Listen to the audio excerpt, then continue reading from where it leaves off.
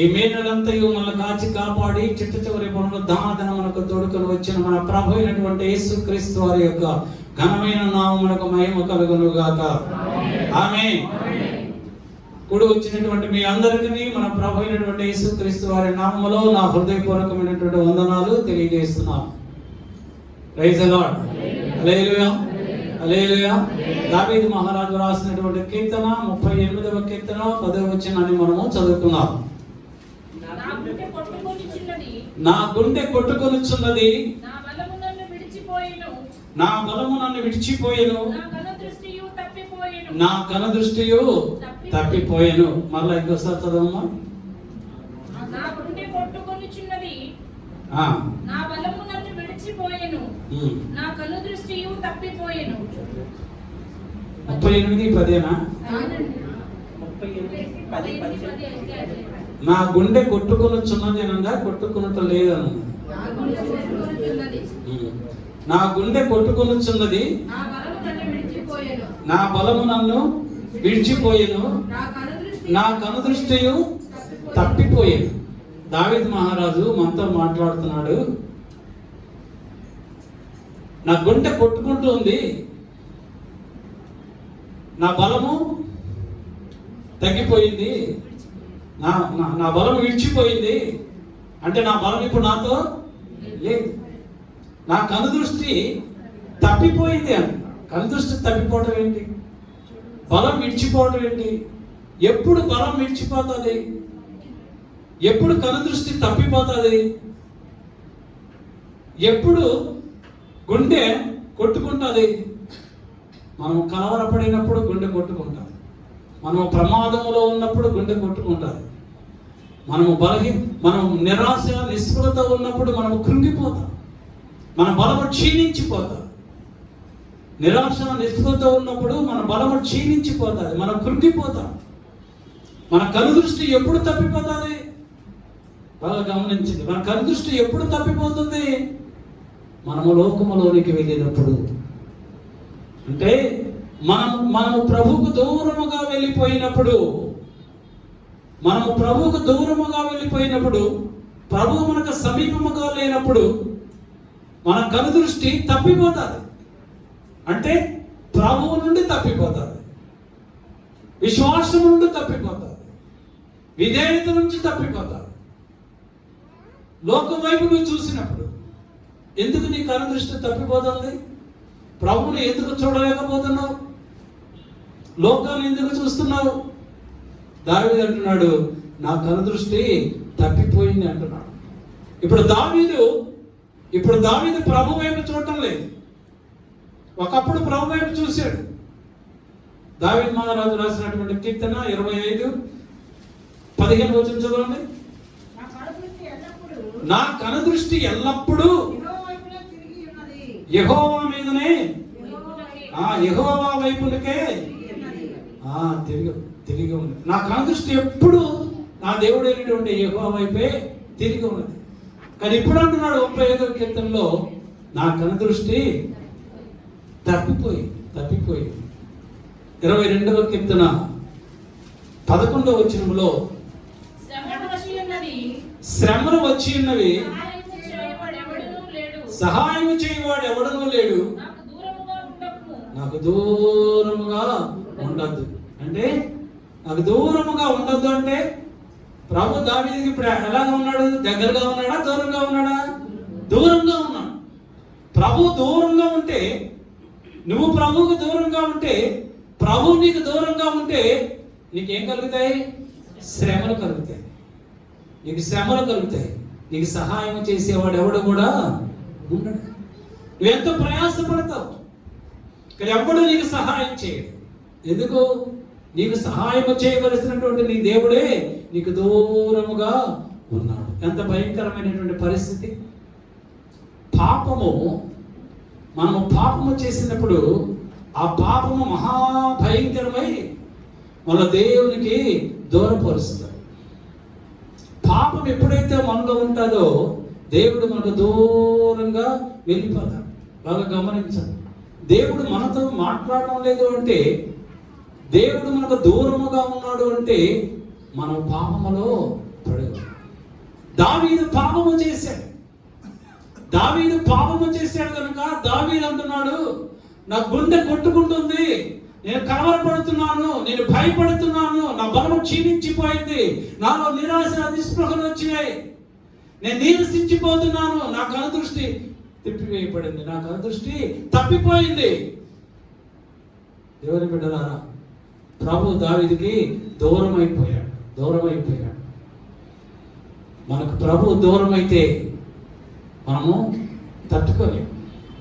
మన పాపమే మన ప్రభుకి దూరపరుస్తుంది. యెషయా 59వ అధ్యాయం 1-2 వచనంలో రాయబడుతుంది, మీ దోషములు మీకును నాకును అడ్డుగా ఉన్నాయి అంటున్నాడు. మీ పాపములు ఆయన ముఖమును మరుగు చేస్తున్నాయి అన్నాడు.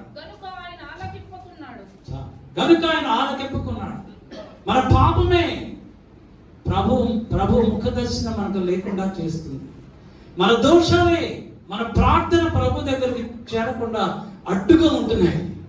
ఎన్ని సంవత్సరాలు ప్రార్థన చేసినా, ఎంతకాలం ప్రార్థన చేసినా ప్రభు ఎందుకు మన ప్రార్థన ఆలకించటం లేదు? ఎందుకు ప్రభు ఎదురు మనకు జవాబు రావడం లేదంటే మన దోషములు, మన పాపములు ప్రభుకి మనకి అడ్డుగోడగా ఉంటున్నాయి. కనుక మనలో పాపమున్నంత కాలము కూడా దేవుడు మన ప్రార్థన ఆలకించడు. మన కష్టాలు పోవు. ప్రభు మనకు దూరంగా ఉంటాడు. కానీ మన ప్రభు దూరంగా ఉండేటువంటి దేవుడా? మన ప్రభు మనకు దూరంగా ఉండేటువంటి దేవుడా? ఫిలిప్పీయులకు రాసినటువంటి పత్రిక 4వ అధ్యాయం 5వ వచనంలో రాయబడుతుంది, ప్రభువు సమీపముగా ఉన్నాడు. మన ప్రభు సమీపముగా ఉన్నాడు. ఆయన మనకి మత్తయి సువార్త 24వ అధ్యాయం 33వ వచనంలో రాయబడుతుంది, ఆయన సమీపముగానే ఉన్నాడు, ద్వారము యొద్దనే ఉన్నాడు. ఆయన సమీపముగా ఉండేటువంటి దేవుడు ద్వారము వద్దనే ఉన్నాడు. నువ్వు ద్వారం తీస్తే కదా నీలోకి వస్తావు. నువ్వు ద్వారం తీస్తే దేవుడు నీలోకి వస్తాడు, నీ దగ్గరకు వస్తాడు, నీతో ఉంటాడు. ఎందుకైనా సమీపమునే ఉన్నాడు. ఆ ద్వారము నువ్వు తీయటలా, ఆ పాపాన్ని నువ్వు విడిచిపెట్టట్లా. ద్వారం అనేటువంటి పాపమును నువ్వు తీసివేస్తే, ద్వారం అనేటువంటి అడ్డుకోవడం మనము తీసివేస్తే అప్పుడు దేవుడు డైరెక్ట్ గా మన దగ్గరికి వస్తాడు, మన పక్కనే ఉంటాడు. యోబు అంటున్నాడు 9వ అధ్యాయం 11వ వచనంలో, ఇదిగో ఆయన నాకు సమీపముగా గడిచిపోతున్నప్పటికీ నేను ఆయనను కనుగొనలేదు. నా దేవుడు నా పక్క నుంచే వెళ్తూ ఉన్నాడు, నా ప్రభు నా పక్క నుంచే వెళ్తూ ఉన్నాడు. అయినప్పటికీ నేను ఆయనను కనుగొనలేకపోతున్నా, నేను చూడలేకపోతున్నా. ఎందుకు? మన పాపములు మనకి దేవునికి అడ్డుగా ఉన్నాయి కనుక. అపోస్తలుడు పౌలు అంటున్నాడు తిమోతికి రాసిన 2వ పత్రిక 2వ అధ్యాయం 22వ వచనంలో, నా ఆత్మీయ కుమారుడా నువ్వు యవనేచ్ఛలకు నువ్వు పారిపో అంటున్నాడు. దేని పారిపోవాలా? యవనేచ్ఛల నుండి పారిపోవాలి. ఇహలోక సంబంధమైనటువంటి అసభ్యకరమైనటువంటి కార్యముల నుంచి మనము పారిపోవాలి. అప్పుడు దేవుడు మనకి దగ్గరగా వస్తాడు. కొరింథీయులకు రాసినటువంటి మొదటి పత్రిక 10వ అధ్యాయం 14వ వచనంలో అపోస్తలుడు పౌలు అంటున్నాడు, విగ్రహారాధనకు దూరముగా వెళ్ళండి. విగ్రహారాధనకు దూరముగా వెళ్ళమంటున్నాడు. మనం విగ్రహారాధనకి దగ్గరగా వెళితే దేవుడు మనకు దూరముగా వెళ్ళిపోతాడు. విగ్రహారాధకులతో మనము దగ్గరగా సహవాసము చేస్తే దేవుడు మనకు దూరముగా వెళ్ళిపోతూ ఉన్నాడు. అందుకే పౌలు అంటున్నాడు, మీరు విగ్రహారాధనకి దూరముగా ఉండండి. అప్పుడు ప్రభు మనకి దగ్గరగా ఉంటాడు. హల్లెలూయా, హల్లెలూయా, హల్లెలూయా. 145వ కీర్తన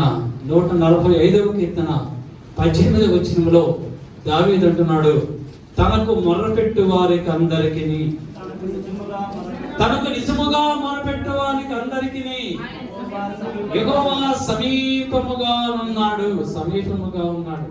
ఆయన మనకు సమీపంగానే ఉన్నాడు. అయితే ప్రభును మనము దూరపరుచుకుంటున్నాం. ప్రభు మనకు దూరం అయిపోతూ ఉన్నాడు. అందుకే దావీదు అన్నాడు, నా కనుదృష్టి తప్పిపోయింది అన్నాడు. దావీదు పాపములో పడిపోయినప్పుడు మాట్లాడుతున్నటువంటి మాటలు. అప్పటి వరకు దేవుడు దావీదుకు తోడై ఉన్నాడు. ఇప్పుడు దావీదు అంటున్నాడు, నా కనుదృష్టి ఎప్పుడైతే తప్పిపోయిందో నా పాపము నా దేవునికి నాకు అడ్డుగోడగా వచ్చింది, నాకు శ్రమలు కలిగినాయి. ప్రతి మనుషుడు కూడా ఏదో ఒకసారి దేవునికి వ్యతిరేకమైనటువంటి కార్యములు చేస్తారు. దేవుని యొక్క ఆజ్ఞల్ని పాటించరు. దేవుని యొక్క ఆజ్ఞలను పాటించకపోతే, తన సహోదరుని ప్రేమించకపోతే అది భయంకరమైనటువంటి విపరీతమైనటువంటి పరిణామాలకి దారితీస్తాం. దేవుని ఆజ్ఞలు మనము పాటించాలి. మన సహోదరులను మనము ప్రేమించాలి. పాటించకపోతే అది దేవునికి శత్రుత్వముగా మార్చబడతాది. అప్పుడు దేవుడు మనకి దూరమై పోతాడు. దేవుడు దగ్గరగా ఉండాలి అంటే, దేవుడు మనతోనే ఉండాలి అంటే మనం ఏం చేయాలంటే ఆయన ఆజ్ఞలన్నింటినీ కూడా మనము పాటించాలి, వాటిని అనుసరించాలి, వాటిని వెంబడించాలి. ఎవరైతే వెంబడిస్తారో దేవుడు వారికి, ఆ కుటుంబానికి దగ్గరగా ఉంటాడు, సమీపంగా ఉంటాడు, వారితో ఉంటాడు, వారిలో ఉంటాడు. హల్లెలూయా. అందుకే యెషయా భక్తుడు అంటాడు, యెషయా గ్రంథం 29వ అధ్యాయం 13వ వచనములో తమ హృదయమును నాకు దూరము చేసి ప్రభు అంటున్నాడు. మత్తయి సువార్తలో 15వ అధ్యాయం 9వ వచనంలో వారి పెదవులతో నన్ను ఆరాధించుతారు కానీ వారి హృదయం నాకు దూరముగా ఉన్నది. మన హృదయము ప్రభువుకి దగ్గరగా ఉండాలి. దగ్గరగా ఉండాలి, దూరంగా ఉండకూడదు. మన పెదవుల చేత మన నోటితో ప్రభుని గణపరుస్తున్నాము, మన నోటితో ప్రభుని ఆరాధిస్తున్నాము, కానీ మన మనసు ఎక్కడో ఉంటారు. అంటే బాడీ ప్రజెంట్ మైండ్ ఆబ్సెంట్. అలాగా ఉండకూడదు. దుష్టుల్లాగా మనం ఉండకూడదు. దుష్టులతో స్నేహం చేయకూడదు. దుర్నీతితో మనం స్నేహం చేయకూడదు. ఒక నది పక్కన ఒక తేలు ఉందంట. ఒక నది పక్కన ఏమున్నది? తేలు ఉంది. అక్కడ ఒక తాబేలు ఉన్నది. ఆ తేలు అంటుంది తాబేలుతోటి, తాబేలు, నేను ఈ నదిని దాటి అద్దరికి వెళ్ళటానికి నేను వెళ్ళలేను, నేను మునిగిపోతాను, నేను మునిగిపోతే నేను చచ్చిపోతాను, కనుక తాబేలు నీ మీద నేను పండుకుంటాను, నువ్వు నన్ను అద్దరికి తీసుకుని వెళ్ళు అని అడిగింది. తాబేలు ఉందంట, నిన్నెవరు నమ్ముతారు, నేను నమ్మను, నువ్వు నా వీపు మీద ఎక్కితే నువ్వు నన్ను కాటేస్తావు, కొడతావు, నీ విషయానికి నేను చచ్చిపోతాను, మునిగిపోతాను నీళ్ళలో అందంట. అప్పుడు ఆ తేలందంట, పిచ్చిదానా, నువ్వు మునిగిపోతే నీతో పాటు నేను కూడా మునిగిపోతాను కదా, అందువల్ల నిన్నే కొట్టను, నిన్నేమి చెయ్యను, ఆ దరికి నన్ను తీసుకెళ్ళు. ఓహో నిజమే కదా మరి. తేలు తాబేలుని కుట్టింది, తాబేలు చచ్చిపోద్ది, దాంతో పాటు తేలు కూడా మునిగిపోయి చచ్చిపోద్ది కదా అనుకున్నది తాబేలు. సరే అంటే పద. అలాగా తాబేలు ఈదుకుంటూ సగం దూరం వచ్చిన తర్వాత ఈ తేలు తాబేలుని కుట్టింది. అప్పుడు తాబేలు మునిగిపోతూ చచ్చిపోతూ, తేలు నువ్వేం చెప్పావు, నువ్వు నన్ను కుట్టావు, నేను చచ్చిపోతున్నాను, నాతో నువ్వు కూడా చచ్చిపోతావు కదా అని అడిగింది. అవును, నీతో నేను కూడా చచ్చిపోతాను, కానీ ఎందుకు కుట్టావు నువ్వు, నా బుద్ధి అదే కదా అన్నది. దాని బుద్ధి అదే, మారలేదు. కొంతమంది ఏంటంటే వాళ్ళ బుద్ధులు అలాగా ఉంటాయి, వాళ్ళు నాశనం అయిపోయినా, వాళ్ళు పాడైపోయినా పర్వాలేదు, ఎదురు వాళ్ళు కూడా నాశనం అయిపోవాలా, పాడైపోవాలి, అది వాళ్ళ ఆలోచన, అధ్యయనం లాంటి ఆలోచన. కనుక దుష్టునికి మనం దూరంగా ఉండాలి, అపవాదికి దూరంగా ఉండాలి, విగ్రహారాధికులకు దూరంగా ఉండాలి. అప్పుడు మన దేవుడు మనకు దగ్గరగా వస్తాడు. అప్పుడు మన దేవుడు మన దగ్గరగా వస్తాడు, మనతో ఉంటాడు. మన దేవుడు ఎప్పుడు మన పక్కనే ఉంటాడు, మన పక్కనే ఉంటాడు. మీకు తెలుసో తెలీదో, ఇప్పుడు కూడా దేవుడు మీ అందరి కుడి పక్కన ఎడమ పక్కన దేవుని యొక్క దూతలు మీ చుట్టూనే ఉన్నాయి. మీ ఎడమ పక్క ఒక దూత ఉంది, మీ కుడి పక్కన ఒక దూత ఉంది. మీరు ఎప్పుడైతే హల్లెలూయా చెప్పారో వెంటనే ఆ రెండు దూతలు కూడా హల్లెలూయా చెబుతున్నాయి. అవి కూడా హల్లెలూయా చెప్తాయి. అందుకే మిమ్మల్ని హల్లెలూయా చెప్పండి ఎందుకు అంటున్నానంటే, మీరు ఒక్కరు చెప్తే మీతో పాటు 3 హల్లెలూయా ప్రభు దగ్గరికి వెళ్ళిపోతాయి. అప్పుడు దేవుని యొక్క ప్రసన్నత మన మధ్యలోనికి వస్తుంది. అప్పుడు నువ్వు ఏది అడిగినా దేవుడు అది మనకి అనుగ్రహిస్తాడు. హల్లెలూయా, హల్లెలూయా. హోషేయ గ్రంథం 7వ అధ్యాయం 13వ వచనంలో చదువుకుందాం. వారికి శ్రమ కలుగును, వారు నన్ను విసర్జించి తప్పిపోయి ఉన్నారు. వారికి నాశనము కలుగును, వారు నా మీద తిరుగుబాటు చేసి ఉన్నారు. వారికి క్షయము సంభవించును, నేను వారిని విమోచింపకోరి ఉన్నాను. వారు నా మీద అబద్ధములు చెప్తున్నారు. వారు నా మీద అబద్ధాలు చెప్తున్నారు. నేను వారిని విమోచించాలని అనుకున్నాను. వారికి శ్రమలు కలుగుతున్నాయి, వారు నాశనం అవుతున్నారు. వారికి క్షయము కలుగుతుంది. క్షయము అన్నా నశించటాన్ని అర్థం. ఇన్ని బాధలు, ఇన్ని కష్టాలు, ఇన్ని శ్రమలు ఇంత జరుగుతున్నా కూడా అయినప్పటికీ నేను వారిని విమోచించాలనుకున్నాను, విడుదల చేయాలనుకున్నాను, కష్టాల్లో నుంచి, బాధల్లో నుంచి అనుకున్నాను. అయితే వీరందరూ కూడా నాతో అబద్ధాలు ఆడుతున్నారు. అబద్ధాలు ఆడకండి. ఇప్పుడు ఉన్నది ఉన్నట్టే మాట్లాడండి. కొంతమంది ఒకరి మీద ఒకరికి చాడీలు చెప్తారు, నమ్మకండి. ఒకవేళ అది నిజమైనా అబద్ధమైనా మీరు మాత్రం దాన్ని నమ్మద్దు. ప్రభుకు చెప్పేయండి, అలాగా అన్నారు నన్ను గురించి, అయ్యగారు మీ గురించి పలానా ఇలా మాట్లాడుతున్నారండి అని చెప్తారు. చాలామంది చెప్తారు. అలాగా సరేలే అంతే. వాళ్ళు ఏదో చెప్పారు, అది నిజమో అబద్ధమో, నిజమైనా అబద్ధమైనా మనకు అనవసరం. మనం ఏం చేయాలా? ప్రభుకు చెప్పాలి. అప్పుడు ప్రభు మన పక్షంగా గొప్ప కార్యాలు చేస్తాడు. దేవుడైతే మనకి శ్రమలు, కష్టాలు, బాధలు రాకుండా మనం విమోచించాలని ఆయన ఎంతో ఆశపడుతుంటే మనమైతే అబద్ధాలు చెప్తాం. ప్రకటన గ్రంథం 21వ అధ్యాయం 8వ వచనం రాయబడుతుంది, అబద్ధములు చెప్పేవారు దేవుని రాజ్యములకు వారసులు. అబద్ధాలు చెప్పేవారు సాతానుకుని దాని దోతలుగాను సిద్ధపరిచినటువంటి ఆ మండుతున్న అగ్నిగుండంలో వారు పడిపోతారు. వారి కొరకే అబద్ధాలు ఆడే కొరకు అది ఏర్పాటు చేయబడింది. నువ్వు నీతిగా యథార్థంగా ఉంటే దేవుని రాజ్యములకు నువ్వు వారసులుగా అవుతావు. దేవుని రాజ్యములకు వారసులుగా కొరకే దేవుడు మనం పిలిచాడు. కానీ సాతానుకను దాని దూతలకు ఏర్పాటు చేసినటువంటి అగ్నిగుండంలో పడడానికి మన దేవుడు పిలవలేదు. మన దేవుడు మనకు శ్రమలు కలిగించడానికి మనం పిలవలేదు. మన శ్రమలలో, మన అతిక్రమణ వలన, మన దోషముల వలన, మన అవిధేయత వలన, మన అవిశ్వాసం వలన మనకు శ్రమలు కలిగినప్పుడు, మనకు నిందలు కలిగినప్పుడు, అవమానాలు కలిగినప్పుడు, నష్టము కలిగినప్పుడు, బాధ కలిగినప్పుడు దేవుడు మనకు తోడయండి వాటన్నిటిలో నుంచి సంపూర్ణంగా విడుదల చేయడానికే దేవుడు మనల్ని పిలుచుకున్నాడు, రక్షణ ఇచ్చాడు, ఏర్పాటు చేసుకున్నాడు. Praise the lord.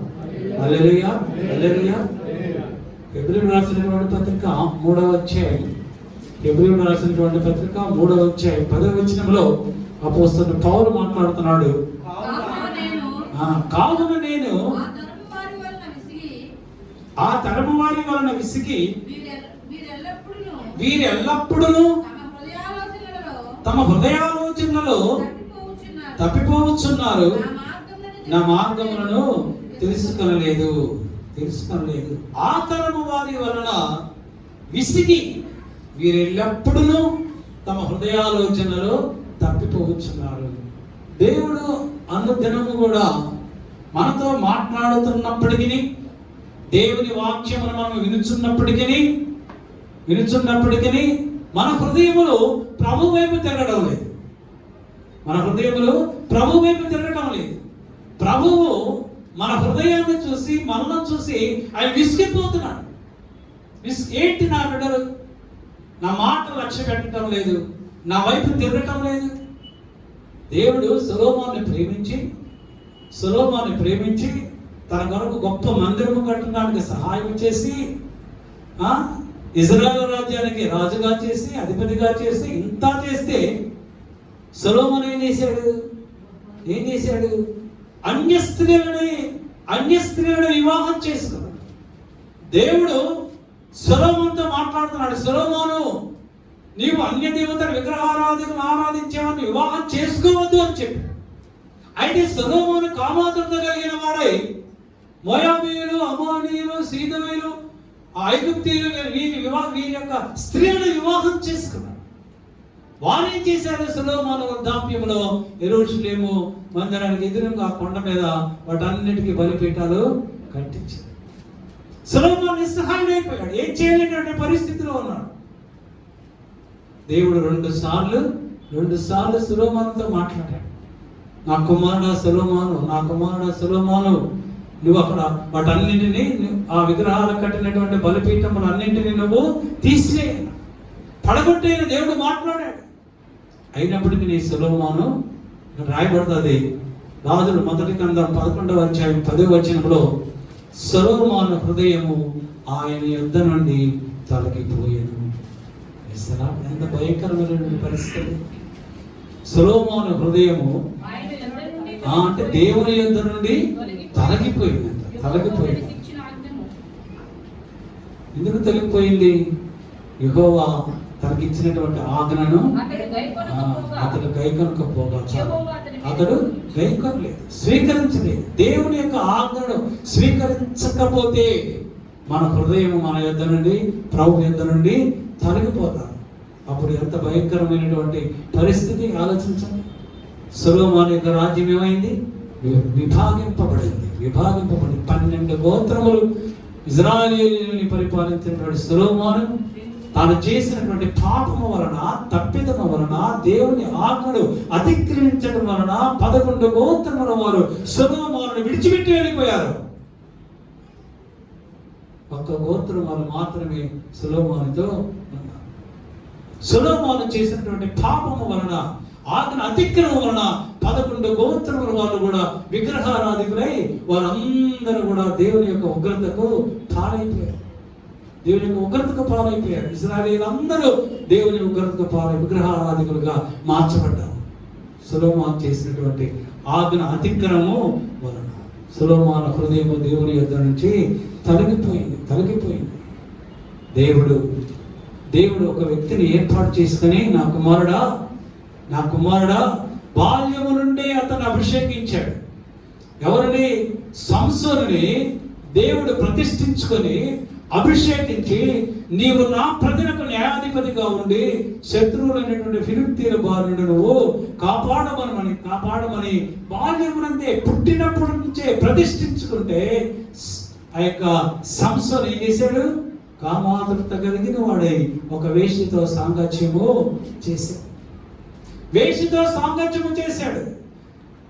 ఆ సంసోను అనుకుంటున్నాడు, నా దేవుడు నాకు తోడై ఉన్నాడు, నా దేవుని ఆత్మ నాతో ఉన్నది, ఈ ఫిలిష్తీయులు నన్నేమీ చేయలేరు అనుకున్నాడు. కానీ ఎప్పుడైతే ఫిలిష్తీయులు సంసోనుని కట్టిపడేశారో సంసోను అనుకున్నాడు, ఇంతకు ముందు వల్లే ఈ కట్లన్నీ విడిపోతాయి కదా అనుకున్నాడు. అక్కడ వ్రాయబడుతుంది 16వ అధ్యాయం 20వ వచనంలో యెహోవా తనను ఎడబాసనని సంసోను తెలుసుకోలేకపోయాను. యెహోవా తనను ఎడబాసనని అతనికి సంసోనుకి తెలియలేదు. ఇప్పుడు సంసోను పరిస్థితి ఏమైంది? అప్పుడు ఫిలిష్తీయులు పట్టుకున్నారు, బందీ గృహంలో తీసుకెళ్లారు, తిరుగులో గానుగ తిప్పేవానిగా చేశారు, 2 కళ్ళు పీకేశారు. ఎంత భయంకరమైనటువంటి పరిస్థితి! దేవుడు నన్ను ఏర్పాటు చేసుకొని పిలుచుకొని అభిషేకించి అమూల్యమైనటువంటి రక్షణ భాగ్యం మనకు అనుగ్రహించి మనం అభిషేకించి తనకు మాదిరిగా మనం జీవించమంటే మనము ప్రభుకు మాదిరిగా జీవించకుండా, ఆయన ఆజ్ఞకు లోబడకుండా, ఆయన మాటకు విధేయత చూపించకుండా, ఆయన వాక్యానికి విధేయత చూపించకుండా మనం ఇష్టం వచ్చినట్లుగా మనం ప్రవర్తించినప్పుడు మన హృదయము మన ప్రభుకు దూరం అయిపోతే మనం ఎలాగ ఆశీర్వదింపబడతాం? దేవుని బిడ్డలు ఎలాగ ఆశీర్వదింపబడతాం? మనం ఆశీర్వదింపబడాలంటే మన కుటుంబము, మన బిడ్డలు, మన సంఘం మనం ఆశీర్వదింపబడాలి అంటే మన హృదయము మన ప్రభుకి దగ్గరగా ఉండాలి. ఆయన మన హృదయంలో ఉండాలి. ఆయన మన హృదయంలో ఉండాలి అంటే దేవుని యొక్క ప్రతి ఆజ్ఞకి కూడా మనము లోబడి ఉండాలి, విధేయత చూపించాలి. ఎవరైతే విధేయత చూపిస్తారో ఆ కుటుంబానికి మాత్రమే దేవుడు తోడై ఉంటాడు. హల్లెలూయా, హల్లెలూయా, హల్లెలూయా. చదవండి. దావీదు మహారాజు రాసినటువంటి కీర్తన 25వ కీర్తన 11వ వచనం. 25:11. యెహోవా నా పాపము బహుఘోరమైనది, నీ నామమును బట్టి దానిని క్షమించుము. నీ నామమును బట్టి దానిని క్షమించుము. దేవా యెహోవా, నేను ఘోరమైనటువంటి పాపము చేశాను. దావీదు చేసిన పాపం మనందరికీ తెలుసు. ఊరియా భార్య అయినటువంటి బెత్షెబా విషయంలో దేవునికి వ్యతిరేకముగా గొప్ప పాపం చేశాడు. ఆ పాపం వలన బెత్షెబా యొక్క మొదటి కుమారుడు చనిపోయాడు. దేవుడైన యెహోవా దావీదుని శపించాడు.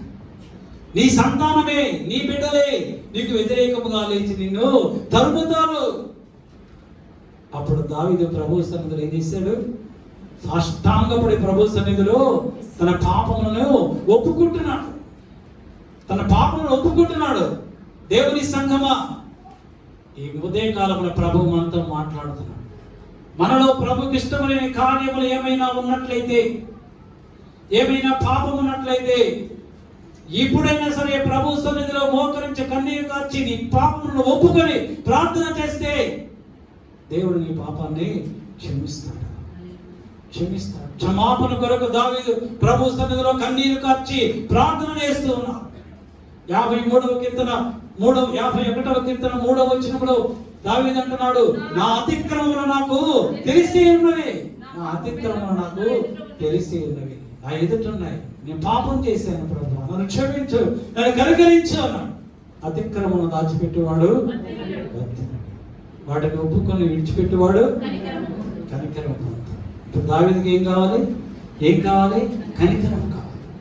ఆ కనికరం పొందుకోవాలి అంటే ప్రభు సన్నిధిలో అంగలారుస్తున్నాడు, కన్నీరు కారుస్తున్నాడు, తన పాపమును ఒప్పుకుంటున్నాడు. ప్రభు, నేను పాపం చేశాను, నేను అతిక్రమం చేశాను, నేను నీకు వ్యతిరేకమైన కార్యములు చేశాను, నన్ను క్షమించు, నా పాపములు కనికరించు అని ప్రార్థన చేస్తున్నాడు. అపోస్తలుడైన యోహాను రాసిన మొదటి పత్రిక 1వ అధ్యాయం 9వ వచనం చదవండి. యోహాను, భక్తుడైన యోహాను ఏమంటున్నాడు?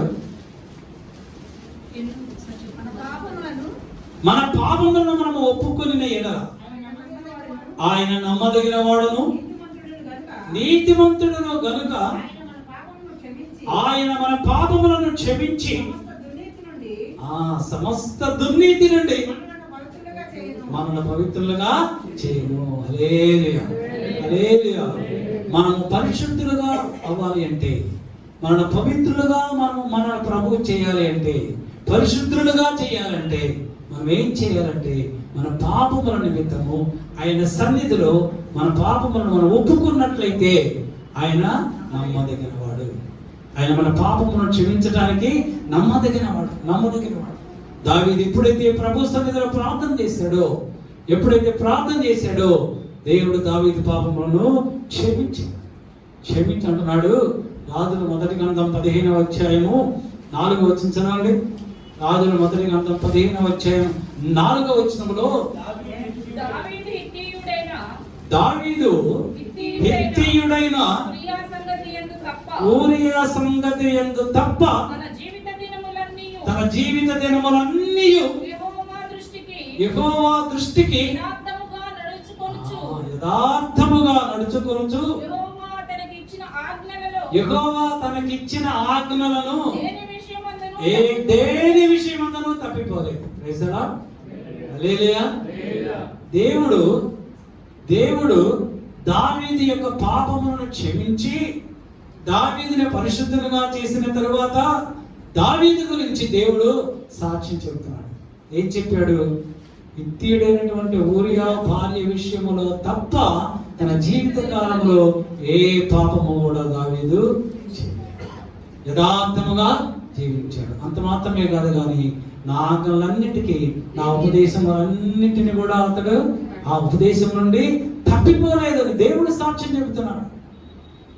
అపోస్తలుల కార్యములు 13వ అధ్యాయం 22వ వచనములో పౌలు అంటున్నాడు, అక్కడ నేను యెష్షై కుమారుని నేను కనుగొంటిని.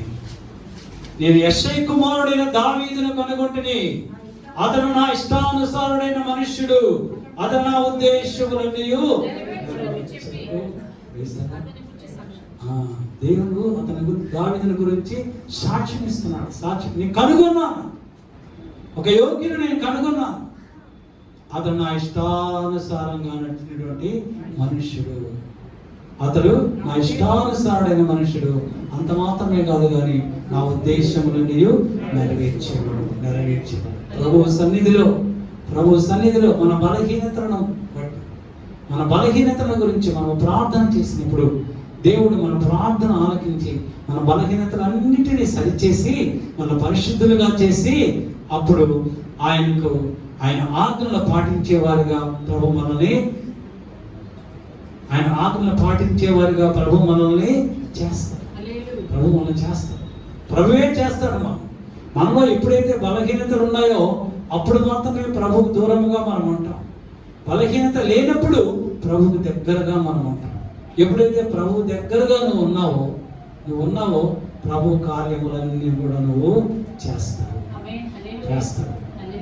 బాగా గమనించండి, ప్రభు కార్యములన్నీ మనం చేస్తున్నాము. అన్నీ చేస్తే ప్రభు వాక్యములకు విధేయతగా మనం నడుచుకుంటే ఆయన ఆజ్ఞలన్నింటికీ మనము లోబడి మనము జీవిస్తే అప్పుడు ప్రభు ఏమంటారు మనల్ని? ఫలా నమ్మకమైన నా కుమారుడా, నా కుమారి. మన సాక్ష్యము అనేక మందిని ప్రభు సన్నిధిలోనికి నడిపించేదిగా ఉండాలి. మన సాక్ష్యము ప్రభుకు మాదిరిగా ఉండాలి. అపోస్తలుడు పౌలు అంటాడు, నేను క్రీస్తుని పోలి నడుచుకున్నట్లు మీరు నన్ను పోలి నడుచుకోనండి. Praise the lord. చివరిగా లోకాసువార్త 19వ అధ్యాయం 10వ వచనములో ప్రభు అంటున్నాడు, నశించిన దానిని వెదకి రక్షించుటకు మనుష్య కుమారుడు వచ్చాడు. Praise the lord. దేనికి వచ్చాడు ప్రభు? దేనికి వచ్చాడు? నశించిన దానిని వెదకి రక్షించడానికి ప్రభు ఈ లోకంలోనికి వచ్చాడు. పాపములో ఉన్న మనల్ని, బలహీనతలో ఉన్నటువంటి మనల్ని, మన పాపములను కడిగివేసి మన బలహీనతలను తీసివేసి అమూల్యమైనటువంటి ఆయన రక్షణ భాగ్యమును మనకు అనుగ్రహించడానికే యేసు ప్రభు ఈ లోకంలోనికి వచ్చాడు. మనందరము నశించిపోయేవాళ్ళమే కానీ దేవుడు తన అమూల్యమైనటువంటి రక్షణ మనకు అనుగ్రహించి నశించిపోతున్న మనల్ని జీవములోనికి నడిపించడానికి ఆయన ఈ లోకంలోనికి వచ్చాడు. కనుక మన బలహీనతల నిమిత్తము, మన పాపముల నిమిత్తము, అతిక్రమల నిమిత్తము, మన దోషముల నిమిత్తము ప్రభు సన్నిధిలో మనం కన్నీరు కార్చి ప్రార్థన చేసినప్పుడు ఆయన కలువరి శిలువలో మన కొరకు కార్చినటువంటి ఆ శిలువ రక్తము చేత మనం కడిగి వేసి మన నిర్దోషులుగా చేసి ఆయన సింహాసనం ఎదుట మనల్ని నిలవబెడతాడు. అందుకే లోకాసువార్త 15వ అధ్యాయము 4వ వచనం రాయబడుతుంది, ఒక మనిషికి 100 గొర్రెలుంటే అందులో ఒక గొర్రె తప్పిపోయింది. అంటే తప్పిపోవడం అంటే దేవుని సన్నిధి నుంచి తొలగిపోవడం, యజమానుని దగ్గర నుంచి తొలగిపోవడం. ఆ యజమానులకు 100 గొర్రెలు ఉన్నాయి, 100 మంది విశ్వాసులు ఉన్నారు. అయితే అందులో ఒక విశ్వాసి తప్పిపోయాడు. అంటే యజమానుని విడిచి వెళ్ళిపోయాడు, ప్రభు సన్నిధిని విడిచి వెళ్ళిపోయాడు, దేవుని మందిరాన్ని విడిచి వెళ్ళిపోయాడు, దేవుని సన్నిధిని విడిచి వెళ్ళిపోయాడు. ప్రభు అంటున్నాడు, ఆ వెళ్ళిపోయిన వాని కొరకే నేను వచ్చాను. క్రైస్తలా ఎవరైతే వెళ్ళిపోతున్నారో ప్రభు అంటున్నాడు, ప్రభువు పరుగును వెళ్ళి అతన్ని మరలా తన మందలో చేర్చుకోవటానికే ఆయన ఈ లోకంలోనికి వచ్చాడు. తప్పిపోయిన కుమారుడు కూడా యజమాని తన తండ్రి యొద్ద నుంచి తప్పిపోయాడు. తండ్రి దగ్గర నుంచి తండ్రి మార్గంలో విడిచి వెళ్ళిపోయాడు. అయితే తిరిగి వచ్చినప్పుడు తండ్రి అతన్ని చేర్చుకున్నాడు. అతని పాపాన్ని క్షమించాడు.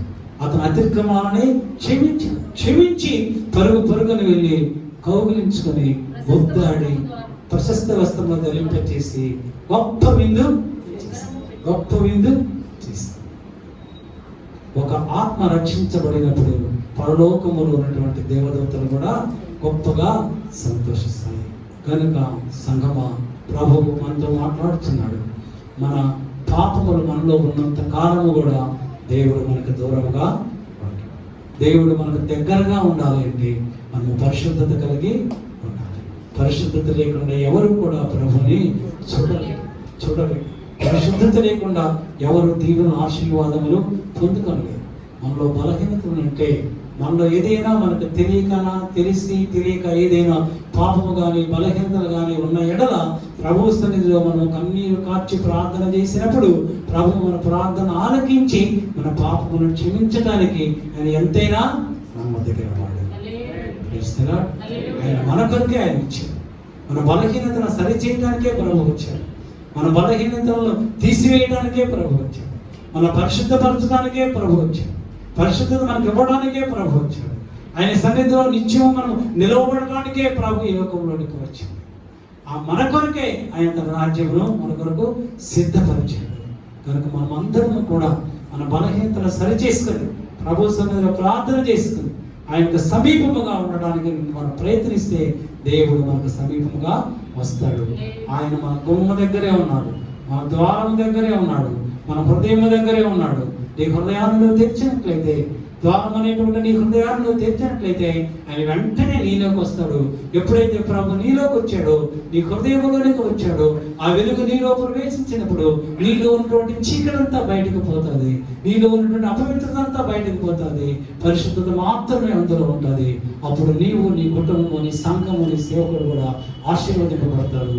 అటువంటి ధన్యత ప్రభు మీ అందరికీ అనుగ్రహించును గాక. ఈ వాక్యం ద్వారా ప్రభు మిమ్మల్ని ఆశీర్వదించును గాక. ఆమేన్. తరలించగా ప్రార్థన చేస్తాం. మహాపరిశుద్ధుడు, మహాఘనుడు మా ప్రభువా, మా యేసయ్యా, భూమి ఆకాశములకు నీవు మాత్రమే దేవుడు ఉన్నావు. మా యొక్క బలహీనతను బట్టి నీవు మాకు దూరముగా వెళ్ళిపోయావు. మా పితరుడైనటువంటి దావీదు మహారాజు మాతో మాట్లాడుతున్నాడు. ఇదిగో నేను పాపములో పడినప్పుడు నా కనుదృష్టి తొలగిపోయింది, నేను నా దేవుడిని చూడలేకపోయాను. యోబంటున్నాడు, నా దేవుడు నా పక్కగా వెళుతున్నప్పటికీ నాకు కనబడలేదు. మన పాపములు మనకు దేవునికి అడ్డుగా ఉన్నాయని ఉదయ కాలంలో తన దాసుని కాంతరం నుండి ప్రభా నీవు మాతో మాట్లాడావు. ఎవరైతే తాము తగ్గించుకొని నా సన్నిధిలో కన్నీరు కారుస్తారో, నాకు విధేయులై నా సన్నిధిలో కన్నీరు కారుస్తారో, నేను వారి పాపములను క్షమించి కనికరించి తిరిగి వారిని ఆశీర్వదిస్తానని మాట్లాడావు. ఎవరైతే తమ పాపములు ఒప్పుకొని విడిచిపెడతారో నేను వారికి సమీపముగా వస్తాను. నేను వారి హృదయం దగ్గరే ఉన్నా. నేను వారి జీవితంలోనికి వచ్చి చీకటిలో ఉన్న వారి జీవితాలను గొప్ప వెలిగింపు చేస్తాను. వెలిగింపు చేసేటువంటి దేవుడు ప్రభా, నువ్వు ఎక్కడ ఉంటే అక్కడ వెలుగు ఉంటాను. నువ్వు ఎక్కడ ఉంటే అక్కడ చీకటి ఉండదు ప్రభా. నువ్వు ఏ కుటుంబంలో ఉంటే ఆ కుటుంబంలో సమాధానం ఉంటుంది, సంతోషం ఉంటుంది, ఆశీర్వాదం ఉంటుంది, దీవెన ఉంటుంది. ఆ కుటుంబము అనేక మందికి వెలిగించేటువంటి కుటుంబంగా ఉంటుంది ప్రభా. నువ్వు లేని జీవితం మహాభయంకరమైనది. నువ్వు లేని జీవితం మహాభయంకరమైనది, మహా దుర్భరమైనది ప్రభా. ఆ జీవితాన్ని మేము ఊహించుకోలేము. ఆ శ్రమలు, ఆ బాధలు, ఆ కష్టములు మాకొద్దు ప్రభా. నీ సన్నిధి మాకు కావాలి, నీ కృప మాకు కావాలి, నీ పరిశుద్ధత మాకు కావాలి, నీ ఆజ్ఞకు లోబడేటువంటి జీవితం మాకు కావాలి. అటువంటి జీవితాన్ని మాకందరికి అనుగ్రహిస్తానని మాట్లాడావు. నీకు స్తోత్రాలు. మన వాక్యమున ప్రభా, ఆ బిడ్డలందరూ వారి హృదయంలో భద్రపరుచుకుని ఆ వాక్య ప్రకారం జీవించేటువంటి శ్రేష్టమైనటువంటి కృప వారికి అనుగ్రహించి వీరే సకల ఘనత, మహిమ, ప్రభావములు పొందుకురమని యేసు క్రీస్తు అతి శ్రేష్టమైనటువంటి నామమును బట్టి అడుగుతూ వేడుకొనుతూ పొంది ఉన్నాము మా పరలోకపు పరమ తండ్రి. ఆమేన్. ఆమేన్. మన పరమ తండ్రి అయినటువంటి దేవుని ప్రేమయు, మన ప్రభువును రక్షకుడైన యేసు క్రీస్తు వారి యొక్క కృపా రక్షణ, పరిశుద్ధాత్మ దేవునికి అన్యోన్య సహవాసము సన్నిధి కూడి వచ్చినటువంటి సంఘ బిడ్డలందరికీ, ఇంక నువ్వు రాలేకపోయిన వారందరికీ, వాక్యములు ప్రకటించిన దైవజనులు వారి కుటుంబములకు, యూట్యూబ్ ద్వారా వాక్యం వినుచున్న వారందరికీ, ఈ మైక్ ద్వారా వాక్యం విన్న వారందరికీ, లోకములో ఉన్న సకల పరిశుద్ధులకు ఇప్పుడును ప్రభు రాకడ పర్యంతము సదాకాలము తోడైండును గాక. Amen. Amen. Hallelujah. Hallelujah. Hallelujah. Praise the Lord. Praise the lord.